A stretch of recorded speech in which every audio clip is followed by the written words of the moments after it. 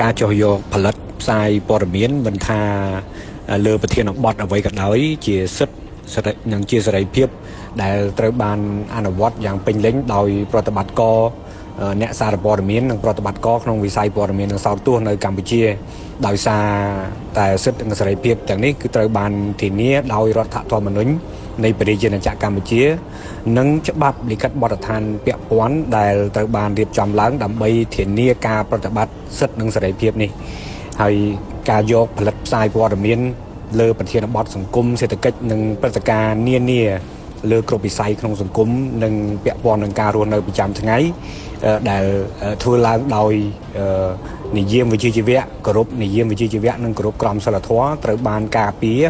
និងលើកកម្ពស់ដែលទាំងនេះគឺជាកិច្ចការអន្តរភាពរបស់រាជរដ្ឋាភិបាលកម្ពុជានិងក្រសួងព័ត៌មាន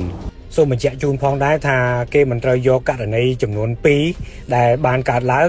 ដើម្បីវាយតម្លៃលើស្ថានភាពសេរីភាពនិងការអនុវត្តសិទ្ធិខាងផ្នែកសារព័ត៌មាននៅប្រទេសកម្ពុជាបានឡើយហើយការចោះយកព័ត៌មានផ្សព្វផ្សាយព័ត៌មាននិងការរាយការណ៍ព័ត៌មានដែលចូលរួមក្នុងការអភិវឌ្ឍសង្គមសេដ្ឋកិច្ចនិងការចូលរួមរក្សាសន្តិសុខសង្គមត្រូវបានលើកទឹកចិត្តនិងត្រូវបានការពារដោយដែលយើងបានឃើញស្រាប់នាពេលកន្លងមកនេះអំពីការផ្សាយការរាយការណ៍ព័ត៌មានស្ដីអំពីប្រធានបទសង្គមជាពិសេសបញ្ហាព្រំដែនរវាងកម្ពុជាថៃក្រសួងព័ត៌មាន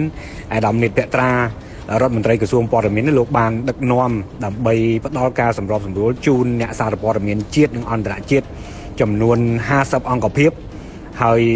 ដែលមានចំនួនអ្នកកាសែតសរុបជាង100នាក់ក្នុងនោះអ្នកកាសែតបរទេសចំនួនប្រមាណ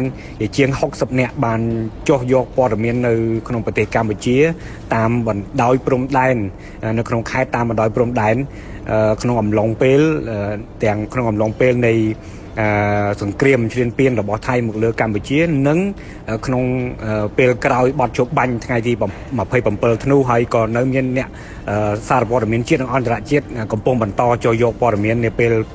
បច្ចុប្បន្ននេះបន្តទៀតផងដែរដើម្បីផ្សាយអំពីការពិតរបស់កម្ពុជាតាក់ទងនឹងការប្រយុទ្ធប្រឆាំងការឆោបបោកតាមប្រព័ន្ធបច្ចេកវិទ្យានៅកម្ពុជាវិញរាជរដ្ឋាភិបាលក្រសួងស្ថាប័នក៏ដូចជារដ្ឋបាលរាជធានីខេត្តបាននឹងកំពុងបន្តធ្វើយ៉ាងសកម្មនិងយ៉ាងសស័កសស្រាំដែលកិច្ចខិតខំទាំងនេះគឺបានការទទួលស្គាល់ពីបណ្ដាប្រទេសនិងពីដៃគូអន្តរជាតិហើយចំណែកឯការចូលរួមពីសារព័ត៌មានក្នុងការផ្សាយព័ត៌មានដោយមានមូលដ្ឋានព័ត៌មានត្រឹមត្រូវមានប្រភពព័ត៌មានច្បាស់លាស់ពិតប្រាកដអាចទុកចិត្តបានហើយដោយការយកឬក៏ការចុះប្រមូលព័ត៌មានការផ្សាយព័ត៌មានទាំងនោះគឺធ្វើឡើងដោយក្រមសីលធម៌វិជ្ជាជីវៈត្រឹមត្រូវសារព័ត៌មាននិងការផ្សាយព័ត៌មានបែបនេះគឺត្រូវបានលើកទឹកចិត្តជាឧទាហរណ៍នាពេលកន្លងទៅបន្ថែមពីលើការស្រាវជ្រាវរបស់ជំនាញសមត្ថកិច្ចជំនាញគឺថាសមត្ថកិច្ចជំនាញក៏បានទទួលព័ត៌មានពីការឆបោកពាក់ព័ន្ធនឹងការឆបោកសម្រាប់ករណីមួយចំនួនហ្នឹងពីតាមរយៈការផ្ដល់ព័ត៌មានរបស់អ្នកកាសែតយើងផងដែរហើយដែលទាំងនេះគឺថាជាការរួមចំណែកព័ត៌មានសម្រាប់ចូលរួមក្នុងការដាក់វិធានការឆ្លើយតបទាន់ពេលវេលានិងសមស្របរបស់អាជ្ញាធរសមត្ថកិច្ចជំនាញជាមួយគ្នានេះដែរខ្ញុំសូមអំពាវនាវយ៉ាងទទូចដល់អ្នកសារព័ត៌មានក្រៅពីការផ្សាយព័ត៌មាន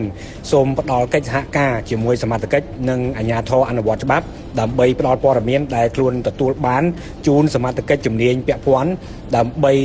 អាចជាការរួមចំណែកផ្ដល់ជាបច្ច័យដល់ការត្រៀមលក្ខណៈនិងការរៀបចំឲ្យស្របតាមបទដ្ឋានការងារនិងការអនុវត្តនីតិវិធីរបស់សមត្ថកិច្ចជំនាញឧទាហរណ៍តាក់ទងនឹងការចុះបង្ក្រាបជាដើមដើម្បីអាចជួយឲ្យការចុះបង្ក្រាបនិងការងាររបស់សមត្ថកិច្ចនឹងកាន់តែមានប្រសិទ្ធភាពហើយទាំងនេះគឺដើម្បីធានាសុវត្ថិភាពដល់អ្នកសារព័ត៌មាន